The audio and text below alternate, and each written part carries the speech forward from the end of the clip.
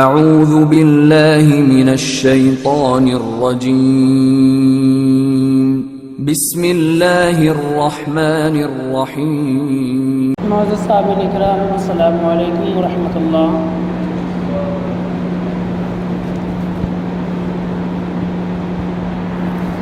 الحمد للہ رب العالمین والعاقبۃ للمتقین والصلاة والسلام علی رسولہ الکریم، اما بعد فاعوذ باللہ من الشیطان الرجیم، بسم اللہ الرحمن الرحیم۔ ولا تحسبن الذین قتلوا فی سبیل اللہ امواتا بل احیاء عند ربهم یرزقون۔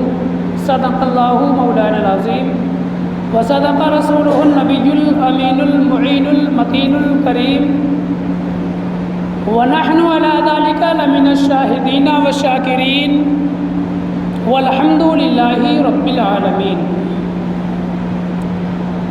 خطبہ مسنونہ کے بعد جو آیت کریمہ تلاوت کی اور اپنے آپ کو مشرف کیا، اس کے متعلق میں کچھ عرض کروں، آپ حضرات سماعت کریں۔ ہم سب مل کر آقا کائنات مدنی تاجدار رحمت پروردگار حضور سرکار مدینہ سرور قلب و سینہ صلی اللہ تعالی علیہ وسلم کی بارگاہ ناز میں محبتوں کا ثبوت پیش کرتے ہوئے بآواز بلند درود پاک پڑھیں۔ اللہم صلی علی سیدنا و شفیعنا و حبیبنا و کریمنا و مولانا محمد وبارک وسلم، صلو علیہ صلاۃ و سلام علیک یا رسول اللہ صلی اللہ تعالی علیہ وسلم۔ محرم الحرام کا مہینہ چل رہا ہے۔ آج 6 تاریخ ہے، 6 محرم الحرام۔ امام علی مقام رضی اللہ تعالیٰ عنہ کا بیان چل رہا ہے۔ پہلی تاریخ سے روزانہ عشاء کی نماز کے بعد اپنی جامع مسجد میں مجلس امام علی مقام رضی اللہ تعالیٰ عنہ سجائی جاتی ہے، اور اس میں تھوڑی دیر ذکر امام علی مقام رضی اللہ تعالیٰ عنہ کیا جاتا ہے۔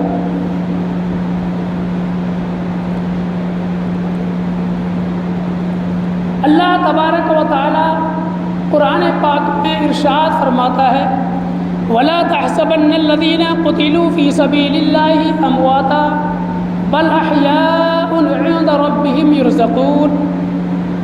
جو لوگ اللہ کی راہ میں شہید کیے جائیں انہیں ہرگز مردہ خیال نہ کرنا، وہ اپنے رب کے پاس زندہ ہیں اور روزی پاتے ہیں۔ جو لوگ اللہ کی راہ میں شہید کیے جائیں انہیں ہرگز تم مردہ خیال نہ کرنا، وہ اپنے رب کے پاس زندہ ہیں اور روزی پاتے ہیں۔ حضرات، امام علی مقام رضی اللہ تعالیٰ عنہ نے جو کربلا کے میدان میں اپنی جان اور اہل و عیال کی جان کو پیش کرنے کے بعد دین اسلام کو، شریعت مصطفیٰ کو بچا کر ہم تک پہنچایا۔ میرے امام علی مقام رضی اللہ تعالیٰ عنہ کی شان کیا ہے؟ شاعر کہتے ہیں کہ دشت بلا کو عرش کا زینہ بنا دیا، دشت بلا کو عرش کا زینہ بنا دیا، جنگل کو مصطفیٰ کا مدینہ بنا دیا۔ دشت بلا کو عرش کا زینہ بنا دیا، جنگل کو مصطفیٰ کا مدینہ بنا دیا، ہر ذرے کو نجف کا نگینہ بنا دیا، ہر ذرے کو نجف کا نگینہ بنا دیا، تو نے حسین مرنے کو جینا بنا دیا، تو نے حسین مرنے کو جینا بنا دیا۔ اور ایک اور شاعر کہتے ہیں کہ جو دہکتی آگ کے شعلوں پہ سویا وہ حسین، جو دہکتی آگ کے شعلوں پہ سویا وہ حسین، جس نے اپنے خون سے دنیا کو دھویا وہ حسین، جو جواں بیٹے کی میت پہ نہ رویا وہ حسین، جو جواں بیٹے کی میت پہ نہ رویا وہ حسین، جس نے سب کچھ کھو کے پھر بھی کچھ نہ کھویا وہ حسین۔ اور مرتبہ اسلام کا جس نے نے دوبالا کر دیا، مرتبہ اسلام کا جس نے دوبالا کر دیا، خون نے جس کے دو عالم میں اجالا کر دیا۔ اور ایک اور شاعر کہتے ہیں کونین میں بلند ہے رتبہ حسین کا، کونین میں بلند ہے رتبہ حسین کا، فرش زمیں سے عرش تک شہرا حسین کا۔ کونین میں بلند ہے رتبہ حسین کا، فرش زمیں سے عرش تک شہرا حسین کا، اور بے مثل ہے جہاں میں کنبہ حسین کا، بے مثل ہے جہاں میں کنبہ حسین کا، سلطان دو جہاں ہے نانا حسین کا۔ ایک مرتبہ اور درود پاک پڑھیے نبی اور آل نبی پر۔ اللہم صلی علی سیدنا و شفیعنا و حبیبنا و کریمنا و مولانا محمد مبارک وسلم، صلو علیہ صلاۃ و سلام علیک یا رسول اللہ صلی اللہ تعالی علیہ وسلم۔ رات بات چل رہی تھی، گفتگو چل رہی تھی حضرت امام مسلم رضی اللہ تعالیٰ عنہ کی شہادت۔ جب کوفے والوں نے حضرت امام علی مقام رضی اللہ تعالیٰ عنہ کو بلایا تو مکے سے میرے امام علی مقام رضی اللہ تعالیٰ عنہ نے حضرت مسلم بن عقیل کو کوفہ بھیج دیا۔ آپ کی شہادت میں نے عشاء کی نماز کے بعد رات بیان کی۔ آپ کی شہادت کے بعد میں آپ کے جو صاحبزادے آپ کے ساتھ آئے تھے ان کی شہادت میں عرض کرنے کی کوشش کروں گا۔ آپ حضرات سنیں اور سننے کے بعد عمل کرنے کی کوشش کریں۔ حضرات، حضرت امام مسلم رضی اللہ تعالیٰ عنہ کو شہید کیا گیا اور یہ بات کوفے کے اندر پھیلی، اور بات پھیلتے پھیلتے قاضی شریع کو پہنچی۔ قاضی شریع کے پاس میں ان کے گھر پر آپ کے دونوں صاحبزادے تھے۔ آپ نے خبر کو سنا، حضرات محترم دل ہل گیا اور رونے لگے۔ بڑا افسوس ہوا، احساس ہوا کہ کم بختوں نے انہوں نے حضرت امام مسلم رضی اللہ تعالیٰ عنہ کو بھی شہید کر دیا۔ اتنا جب سنا، خبر سنی، حضرت قاضی شریع بچوں کی طرف حسرت بھری نگاہ دے ڈالتے ہیں اور نگاہ سے دیکھتے ہیں، گھٹنوں کے بل بیٹھ جاتے ہیں، بچوں کو قریب بلاتے ہیں، سر پر ہاتھ پھیرتے ہیں، پیار کرتے ہیں، کبھی پیشانی کو چومتے ہیں، کبھی لبوں کو بوسہ دیتے ہیں، کبھی چھوٹے کو سینے سے لگاتے ہیں، کبھی بڑے کو سینے سے لگاتے ہیں۔ بچوں نے جب یہ پیار بھرا انداز دیکھا، بڑے بھائی محمد کہنے لگے بابا جان، آپ کا یہ انداز پیار کرنے کا پہلے نہیں تھا، آپ اس طریقے سے پیار کر رہے ہیں، آپ ہمارے پیشانیوں کو چومتے ہیں، کبھی لبوں کو چومتے ہیں، کبھی سر پر ہاتھ پھیرتے ہیں۔ اے بابا جان، ایسا لگتا ہے کہ جس طریقے سے آپ ہمیں پیار کر رہے ہیں ایسے تو یتیم بچوں کو پیار کیا جاتا ہے۔ اے بابا جان، کہ ایسا تو نہیں ہمارے والد محترم کو شہید تو نہیں کر دیا گیا، ہم یتیم تو نہیں ہو گئے؟ بابا جان، تمہارے پیار کرنے کا انداز تو یہ کہتا ہے کہ ہم یتیم ہو گئے ہیں، ہمارے بابا جان کو شہید کر دیا گیا ہے۔ قاضی شریع نے جب یہ بات سنی تو آپ نے دونوں بچوں کو سینے سے لگایا اور چیخ نکل گئی، رونے لگے اور کہا بیٹو تم صحیح کہتے ہو، ظالموں نے تمہارے والد محترم کو شہید کر دیا۔ حضرات محترم دل پر ہاتھ رکھیے، جو بچے 8 اور 10 سال کے قریب جن کی عمر ہو، غریب الوطن ہوں، جہاں کوئی اپنا نہیں ہو، ہر دروازہ جن کے لیے بند ہو، جن کے لیے حکومت کے سپاہی تلاش کرتے ہوں، حکومت جن کی دشمن ہو، حضرات محترم ہر طرف ان کے دشمن تلاش کرتے ہوں، ان کے دل پر کیا گزرے گی؟ حضرات کوئی پریوار والا بھی نہیں ہے، والد محترم تھے، ان کو شہید کر دیا گیا، بچے کے دل پر کیا گزرے گی؟ ان کی تہ دل کی کیفیت کون سمجھ سکتا ہے؟ حضرات محترم قاضی شریع نے کہا بیٹو یہاں سے میں تمہیں مدینے پہنچانے کی کوشش کرتا ہوں۔ اپنے بیٹے کو بلایا اور بلانے کے بعد میں اسد سے کہا بیٹا آج ایک قافلہ جا رہا ہے، باب العراقین پر چلا جا، وہاں سے ایک قافلہ روانہ ہوگا جو مدینے کو جا رہا ہے، ان بچوں کو اس قافلے کے ساتھ میں کر دینا، اور کوئی ایسا بندہ ہو جو اہل بیت رسول سے محبت کرنے والا ہو ان بچوں کو ان کے ساتھ میں کر دینا. یہ بچے ان کے ساتھ چلے جائیں گے, قافلے کا ساتھ ہو جائے گا, بچے مدینہ المنورہ پہنچ جائیں گے. حضرات محترم, حضرت اسد نے دونوں بچوں کو ساتھ لیا اور اس راستے کی طرف چل دیے. راستے پر جب پہنچے تو کیا دیکھا کہ راستے سے گرد و غبار اڑتی ہوئی نظر آتی ہے. آپ فرماتے ہیں بیٹو بچوں مجھے ایسا لگتا ہے جیسے قافلہ ابھی نکلا ہے. جلدی جلدی دوڑتے ہیں بچے, اپنے ننھے قدموں کو تیز دوڑاتے ہیں. اسد بھی ان کے ساتھ چلتے ہیں. تھوڑی دور دوڑتے ہیں, گرد نظر آتی ہے. فرماتے بیٹو تم اس راستے کو سیدھے چلے جاؤ, ابھی گرد اڑتی ہوئی نظر آتی ہے, شاید قافلہ زیادہ دور نہیں ہے, تم چلے جاؤ, قافلہ تمہیں مل جائے گا کیونکہ مجھے واپس آنا ہے. سپاہیوں نے مجھے پکڑ لیا, پوچھا تم کہاں گئے تھے, کیسے گھوم رہے ہو. حضرات محترم ان بچوں کو راستے پر چھوڑ کر حضرت اسد بھی واپس آ گئے. اب دونوں بچے ہیں حضرات, رات کا عالم ہے, دوڑ رہے ہیں. دوڑتے دوڑتے کیا دیکھا کہ گرد و غبار تو دور ہو گئی, قافلہ نظر نہیں آیا, بلکہ حکومت کے سپاہی آ گئے. ان کو پکڑ لیا اور گرفتار کرنے کے بعد میں ابن زیاد کے پاس پہنچا دیا. عبید اللہ ابن زیاد نے جب دیکھا کہ امام مسلم کے دونوں بچے آ گئے ہیں, اس نے جیل میں ڈلوا دیا. دونوں بچوں کو جیل میں ڈال دیا. جیل کے جو داروغہ تھے مشکور, وہ اہل بیت رسول سے بڑی بہت محبت کرنے والے تھے, پیار کرنے والے تھے, ان سے عقیدت رکھنے والے تھے, ان کے غلاموں میں شامل رہتے تھے, بڑی عقیدت محبت رکھتے تھے. دونوں بچوں کو دیکھا, نیچے بیٹھ گئے, سینے سے لگایا, پیار کیا. حضرات کہا بیٹو تمہارا یہ مقام نہیں. ارے جس کی اولاد گنہگار امت کو جہنم سے آزاد کرائے, اس کے بچے جیل میں گرفتار ہوں, جیل کے اندر بند ہوں, یہ کہاں کا انصاف ہے. حضرات محترم آپ کہتے ہیں بیٹو یہ میری محبت کا تقاضا نہیں کہ تم جیل میں ہو, میں اس کا داروغہ ہوں, نہیں, میں یہ ہرگز کبھی برداشت نہیں کر سکتا. بیٹو تم ایک کام کرو, میں تمہیں یہاں سے قادسیہ کا راستہ بتلائے دیتا ہوں.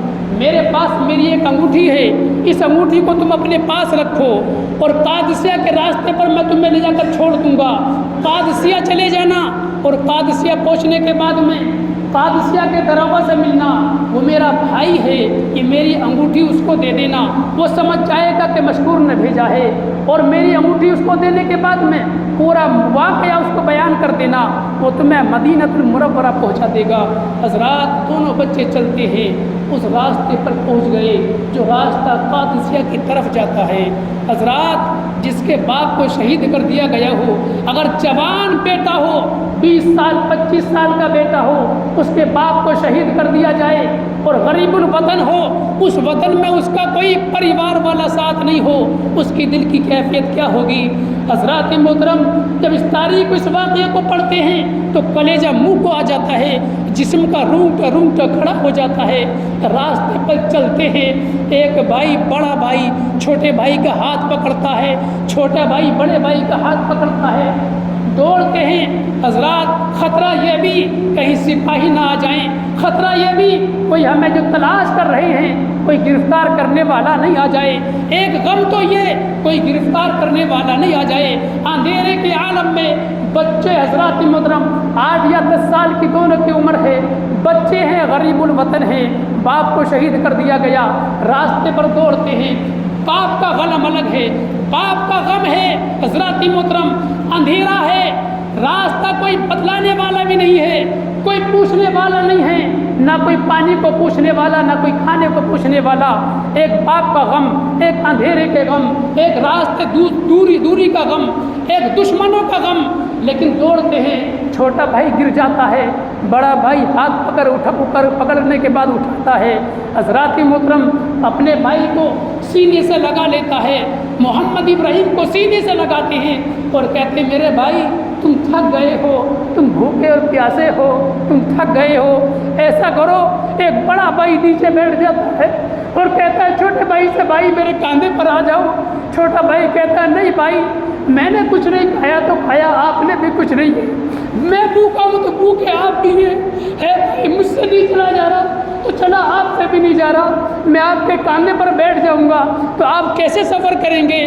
بھائی ہمارا سفر بڑا لمبا ہے، ہمیں بڑا لمبا سفر طے کرنا ہے، چلو بھائی میں تمہارے ساتھ چلتا ہوں۔ حضرات محترم، کیا تاریخ کے اس پنے کو پڑھیں، کیا آپ کو داستان سنائیں؟ حضرات محترم، دونوں بھائی دوڑتے ہیں۔ حضرات آج کا عالم یہ ہے کہ اگر ہم راستے میں جائیں تو ہر راستے پر بورڈ لگا ہوا ہے، فلاں شہر اتنی دور ہے، فلاں راستہ آنے والا ہے، دائیں کو مڑنا ہے کہ بائیں کو مڑنا ہے۔ ہمارے پاس موبائل جیب میں رکھا ہے، ہم نے میپ نکالا اور موبائل میں جو ڈال دیا، ہمیں پوچھنے کی ضرورت نہیں ہے، ہمارا موبائل بتلا رہا ہے کتنی آگے سے ہمیں دائیں کو مڑنا ہے، کتنی آگے سے ہمیں بائیں کو مڑنا ہے۔ رات کا عالم ہے، دونوں بچے چلے جا رہے ہیں، کوئی راستہ بتلانے والا بھی نہیں ہے۔ اور حضرات محترم، آپ بخوبی جانتے ہیں کہ جب راستہ چلتا ہے تو راستے میں سے راستہ بھی پھٹتا ہے، کبھی دائیں کو بھی پھٹتا ہے، بائیں کو بھی پھٹتا ہے۔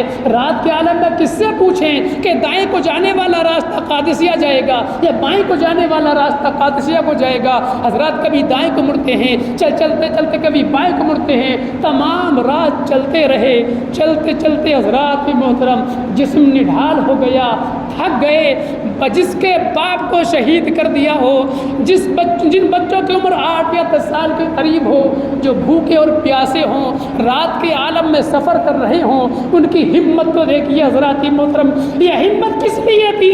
یہ ہم گناہ گاروں کے لیے تھی۔ اگر وہ بیعت کر لیتے ان پر یہ ظلم و شدت کے پہاڑ نہیں توڑے جاتے، لیکن حضرات محترم ایک ظالم کے آگے بیعت نہیں کی، اس لیے کہ امت محمدیہ کو بچانا ہے، شریعت محمدیہ کو بچانا ہے۔ چلتے چلتے رات گزرتی رہی، دن جب آیا اور جب دن نمودار ہوا، اجالا ہوا، راستے کو دیکھا تو دل کی دنیا بدل گئی۔ حضرات جس جگہ سے چلے تھے وہی کی وہی جگہ آ گئی۔ رات بھر چلتے رہے، گھومتے رہے، کبھی دائیں کبھی بائیں، اور جب دن نکلا تو اسی جگہ پر کوفے کے قریب آ کر اپنے آپ کو پایا۔ دل کی کیفیت کیا ہوگی؟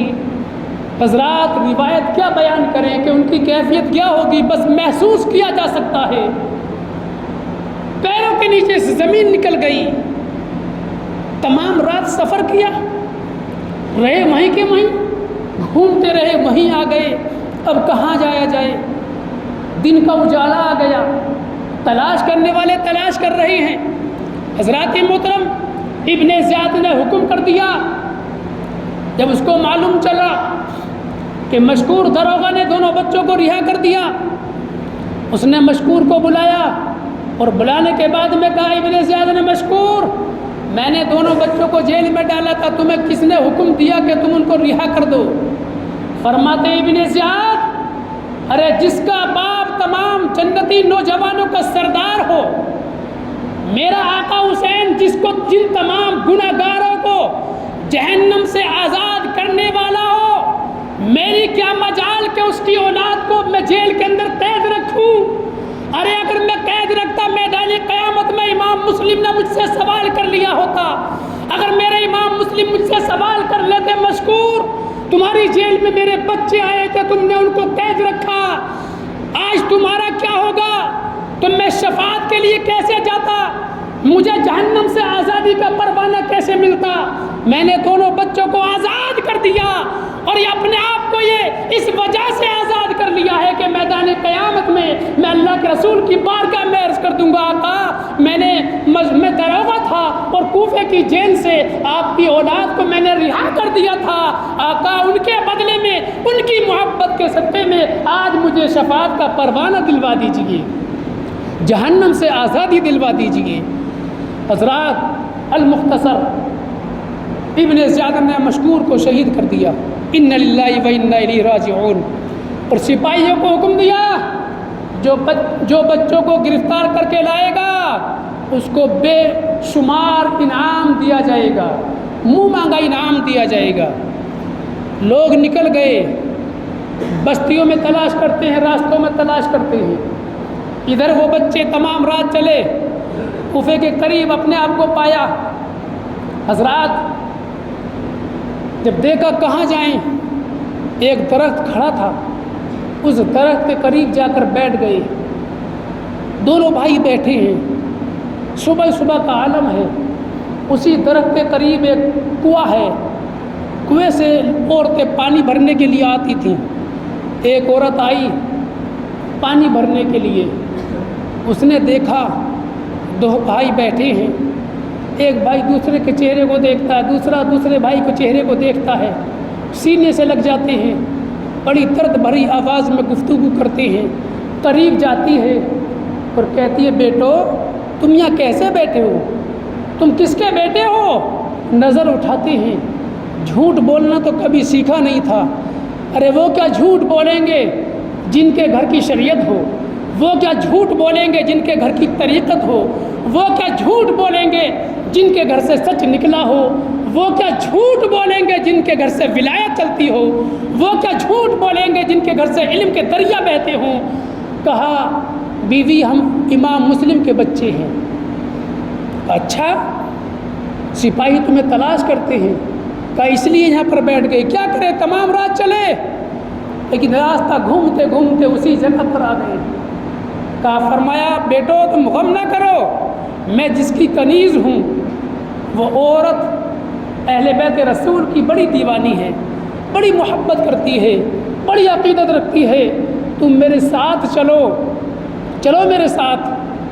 حضرات بچوں کو ساتھ لیا، گھر آ گئی۔ گھر آنے کے بعد میں کہا بیوی نظر اٹھا کر دیکھو تمہارے لیے کیا تحفہ لائی ہوں۔ نظر اٹھا کر دیکھا دو پھول ہیں، چاند سا چہرہ ہے، چہروں سے نور ٹپک رہا ہے، بھوک اور پیاس میں نڈھال ہیں، تھکے ہوئے ہیں، چہرہ بتلا رہا کہ بڑے غم زدہ ہیں۔ قریب آ کر بیٹھ جاتی ہے، سینے سے لگا کر پوچھتی ہے بیٹو تم شاید لگتا ہے امام مسلم کے بچے ہو۔ کہا ہاں ہم امام مسلم کے بچے ہیں، محمد اور ابراہیم ہیں۔ حضرات محترم پیار کرنا شروع کر دیا، کبھی لبوں کو چومتی ہیں، کبھی پیشانی کو چومتی ہیں، کبھی لبوں کو رخساروں کو چومتی ہیں، کبھی چھوٹے کو پیار کرتی ہیں، کبھی بڑے کو پیار کرتی ہیں، کبھی سینے سے لگاتی ہیں، دل نہیں بھرتا پھر پیار کرتی ہیں، پھر دوسرے کو سینے سے لگاتی ہیں، پیار کرتی ہیں۔ ایسا لگتا ہے جیسے بڑی مدتوں کے بعد ایک ماں اپنی اولاد سے ملی ہو۔ جب بچوں نے یہ پیار دیکھا تو کہنے لگے اماں تمہارے اس پیار نے ہماری ماں کی یاد دلا دی۔ اے اماں جان تم اس طریقے سے پیار کرتی ہو جیسے ایک ماں اپنی اولاد کو پیار کرتی ہے۔ ہمیں تو بچھڑے ہوئے ماں سے کافی عرصہ گزر گیا، ہمارے تو والد محترم کو بھی شہید کر دیا گیا، اتنا پیار نہ کرو، ہمیں اپنی ماں کی یاد آتی ہے۔ وہ بیوی تڑپ جاتی ہے، کہتی ہے بیٹو میں تم سے پیار کیوں نہ کروں؟ ارے تمہارے گھر کی اگر کنیزوں میں نام لکھا جائے، اگر میرے آقا نے کہہ دیا یہ میری اولاد سے محبت کرنے والی ہے تو میرا بیڑا پار ہو جائے گا۔ حضرات محترم پیار کرتی ہے، سینے سے لگاتی ہیں اور اندر لے جا کر بیٹھتی ہیں اور اپنی کنیز سے فرماتی ہے سن آج تو نے مجھے وہ تحفہ لا کر دیا ہے، اے اللہ کے رسول کی اولاد کو لا کر دیا، مسلم بن عقیل کے بچوں کو لا کر دیا، مجھے خدمت کرنے کا موقع مل جائے گا، جا میں اس خوشی میں اور تجھے انعام دیتی ہوں۔ وہ بیوی پوچھتی ہے مجھے انعام کیا دیتی ہو جب میں تجھے آزاد کرتی ہوں؟ حضرات محترم بیوی پوچھتی ہے تم مجھے کیوں آزاد کرتی ہو؟ کہ میں اس لیے آزاد کرتی ہوں کہ تجھے آزاد کرنے کے صدقے میں، ان کی خدمت کرنے کے صدقے میں میدان قیامت میں اگر میرے آقا نے فرما دیا یہ عورت وہ ہے، یہ میری امتیہ وہ ہے جس نے میری اولاد کی محبت میں ایک کنیز کو آزاد کر دیا تھا، تو مجھے جہنم سے آزادی کا پروانہ مل جائے گا۔ حضرات کنیز چلی گئی، بیٹوں کو بٹھایا۔ اب میں آپ سے پوچھنا چاہتا ہوں جس کے باپ کو شہید کر دیا جائے، جس کی ماں قریب نہ ہو، اتنے غم جس کے دل میں ہو، اگر جوان بھی ہو تو اس کو کیا بھوک لگے گی؟ ماں نے کھانا لا کر رکھا، بیٹو کھانا کھا لو، فرماتے ہیں امی نہیں ہم کھانا نہیں کھا سکتے کیونکہ بھوک مر چکی ہے، ہمارے والد محترم کو لوگوں نے پانی تک نہیں دیا، نہ کھانے کو پوچھا، دروازے بند کر لیے۔ جب والد محترم نے ہمارے کھانا نہیں کھایا، ہم بھی نہیں کھائیں گے، ہماری بھوک مر چکی ہے، ہماری پیاس ختم ہو چکی ہے، ہمیں کوئی پانی نہیں چاہیے، کوئی کھانا نہیں چاہیے۔ حضرات محترم اصرار کرتی ہے بیٹو کچھ تو کھاؤ، کچھ نہیں، کھانے کو من کس کا کرتا ہے؟ باپ کی یاد ستاتی ہے، ماں کی یاد ستاتی ہے، گھر والوں کی یاد ستاتی ہے، دشمن تلاش میں ہے، تلاش کیا جائے۔ کہا بیٹو سنو، تمام دن گھر میں رکھا، کبھی پیار کرتی ہے، کبھی باہر جا کر دروازے پر دیکھتی ہے میرا شوہر تو نہیں آ رہا۔ وہ حارث کی بیوی تھی، اور حارث کم وقت وہ انسان تھا جو لالچ میں آ کر، دولت کے لالچ میں کے نشے میں تمام دن دوڑتا رہا، بھاگتا رہا، ان بچوں کو تلاش کرتا رہا، کبھی بستی میں، کبھی جنگل میں، کبھی راستوں میں، تمام دن گزرتا رہا۔ حضرات محترم شوہر اس عالم میں بد انعام کے چکر میں بچوں کو تلاش کرتا ہے، اور اس کی بیوی بچوں کی خدمت میں لگی ہوئی ہے، کبھی اندر آ کر پیار کرتی ہے، کبھی باہر جا کر دیکھتی ہے کوئی آ تو نہیں رہا، کسی کو بھنک تو نہ لگ جائے۔ حضرات محترم رات کا عالم ہو گیا، رات ہو گئی۔ جب رات ہوئی بیٹوں سے کہا بیٹو اپنے کمروں کے اندر رہنا اور گفتگو نہ کرنا، رات کو بولنا نہیں، میرا شوہر ظالم ہے، اگر وہ آ گیا تو ہو سکتا ہے اس کو خبر ہونے کے بعد وہ تم کو گرفتار کر لینے کے بعد میں لے جائے۔ حضرات محترم بچوں کو بھی لٹا دیا، کس کو نیند آتی؟ حضرات محترم اب اپنے بستر پر پڑی ہے، کبھی دروازے کی طرف کان لگاتی ہے، کبھی بچوں کی طرف کان لگاتی ہے۔ اتنے میں شوہر آ گیا، حارث آ گیا، آواز لگائی، دروازہ کھولا، یہ بھی نڈھال تھا، تھک چکا تھا، پوچھتی ہے میرے شوہر کہاں سے آ رہے ہو؟ بڑے تھکے ہوئے لگتے ہو، آؤ اپنے کمرے میں آؤ، آرام کر لو۔ تم صحیح کہتی ہو میری بیوی، تم صحیح کہتی ہو میری شریک حیات، آج میں بہت تھک گیا۔ کہاں گئے تھے؟ کہا تمہیں معلوم نہیں؟ کہا نہیں۔ کہا تمام دن گزر گیا، ابن زیاد نے اعلان کیا ہے کہ امام مسلم کے بچوں کو جو لا کر مجھے لا کر دے گا ان کو گرفتار کر لائے گا، اس کو میں منہ مانگا انعام دوں گا، اس کو انعام سے نواز دیا جائے گا، اتنا انعام دیا جائے گا کہ اس نے اتنی دولت دیکھی نہیں ہوگی۔ بیوی میں تمام دن دوڑتا رہا، اسی دوڑ میں کشمکش میں دوڑتے دوڑتے میرا گھوڑا بھی مر گیا، میں پیدل بھاگتا رہا، اور شام ہو گئی مجھے بچے نہ ملے۔ بیوی نے کھانا کھلایا، کہا کھانا کھا کر سو جاؤ۔ یہ چاہتی تھی کہ جلدی سو جائے، سو جائے گا، پڑا رہے گا، رات گزر جائے گی، رات میں کوئی نہ کوئی انتظام کر دوں گی بچوں کو چھپانے کا۔ یہ سویا، رب کو منظور کچھ اور ہی تھا۔ دونوں بچے لیٹ رہے تھے، باپ کا محبت بڑا چہرہ نظر کے سامنے تھا۔ حضرات جب ماں پیار کرتی ہے اور باپ پیار کرتا ہے، اور بچوں کا باپ چلا جائے اور بچوں کو باپ کی یاد آئے کہ والد محترم اس طریقے سے پیار کرتے تھے۔ یہ بچے آئی اس لیے تھے کہ دونوں بچے اپنے باپ سے بے پناہ پیار کرتے تھے۔ امام مسلم بھی ان دونوں بچوں سے بے پناہ پیار کرتے تھے، ایک لمحہ الگ رہنا برداشت نہیں کرتے تھے، اس لیے ساتھ لے کر آئے تھے۔ حضرات محترم سوچتے سوچتے آنکھ لگی۔ آنکھ کیا لگی؟ قدرت کو منظور ہی کچھ اور تھا۔ حضرات محترم ایک تڑپ کر ایک بھائی اٹھتا ہے، بڑے والے بھائی اٹھتے ہیں، چھوٹے بھائی کو اٹھاتے ہیں اور کہتے ہیں بھائی اٹھو، ابھی ابھی مجھے نیند آئی، میں نے ایک خواب دیکھا ہے۔ چھوٹے بھائی پوچھتے ہیں بھائی تم نے کیا خواب دیکھا؟ کہا میں نے خواب دیکھا اللہ کے رسول صلی اللہ علیہ وسلم جلوہ فرما ہے، آقا جلوہ فرما ہے، ان کی قسمت دیکھیے کہ ذرا سی جھپکی لگے تو آقا کا دیدار کر لیں، ایک ہم بھی دیوانے کہلاتے ہیں، تمام زندگی گزر جاتی ہے، ہمیں ان کے نور کی جھلک کا بھی دیدار نہیں ہوتا۔ حضرات محترم ایک بھائی بڑے بھائی کہتے ہیں چھوٹے بھائی سے اے میرے بھائی میں نے اللہ کے رسول کو دیکھا، آپ تشریف فرما ہیں، حضرت مولا علی ساتھ میں بیٹھے ہوئے ہیں، حضرت فاطمہ الزہرا رضی اللہ تعالی عنہا بھی موجود ہیں، اور ہمارے والد محترم تشریف لے کر گئے تو اللہ کے رسول نے فرمایا مسلم بن عقیل تم آ گئے ہو، اور دونوں بچوں کو ظالموں کے پاس چھوڑ آئے ہو۔ حضرات محترم، بڑے بچے نے، بڑے بھائی نے چھوٹے بھائی سے کہا، محمد نے ابراہیم سے کہا، بھائی میں نے خواب دیکھا کہ جب اللہ کے رسول نے فرمایا، آقا نے فرمایا مسلم دونوں بچے کو کہاں ظالموں میں چھوڑ آئے، تو والد محترم نے کہا سرکار وہ دونوں بچے بھی آنے والے ہیں، ان قریب وہ بھی آپ کے پاس آنے والے ہیں۔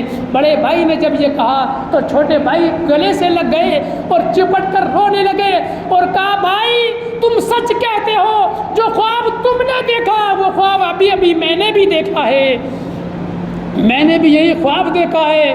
بڑے بھائی کہتے ہیں بھائی اب ہمیں لگتا ہے کہ ہماری شہادت کا وقت قریب آ گیا۔ دل کی کیفیت کیا ہوگی؟ حضرات کربلا کی داستان وہ داستان ہے کہ جب پڑھتے ہیں تو جسم کا رونگٹا کھڑا ہو جاتا ہے۔ دونوں بھائی رونے لگے، آواز بلند ہوئی، حارث کی آنکھ کھلی، اٹھ کر کمرے میں آیا۔ حضرات ظالم نے دیکھا، چراغ جلایا اور چراغ جلانے کے بعد کمرے میں گیا تو کیا دیکھتا ہے؟ چراغ کے اجالے میں اندھیرے کے اندر دو چاند کی طرح چمکتے دمکتے چہرے نظر آئے۔ دونوں بچے آپس میں گلے لگے ہوئے ہیں، آنکھوں سے آنسو ٹپک رہے ہیں۔ حضرات بالوں کو پکڑتا ہے، کھینچ کر باہر لاتا ہے، پوچھتا ہے تم کس کے بچے ہو؟ کہا امام مسلم کے بچے ہیں۔ کہا میں تمام دن تلاش کرتا رہا، تم میرے گھر میں پناہ لیے ہو، تم میرے گھر میں بیٹھے ہو۔ اتنے بیوی آ گئی، وہ تڑپ رہی تھی، بستر پر پڑے پڑے سوچ رہی تھی میرے شوہر کی آنکھ نہ کھل جائے، اور جیسے یہ اٹھا کمرے میں گیا شوہر کے قدموں میں آ کر بیوی گر گئی، کہتی ہے میرے شوہر جتنا مارنا چاہو مجھے مار لو، ان بچوں کو تکلیف نہ کرو۔ ارے کچھ تو خدا کے خوف سے ڈرو، یہ اللہ کے رسول کی اولاد ہے، اگر ان کو دکھ دے دیا تو میدان قیامت میں نبی کی بارگاہ میں کیا منہ لے کر جاؤ گے؟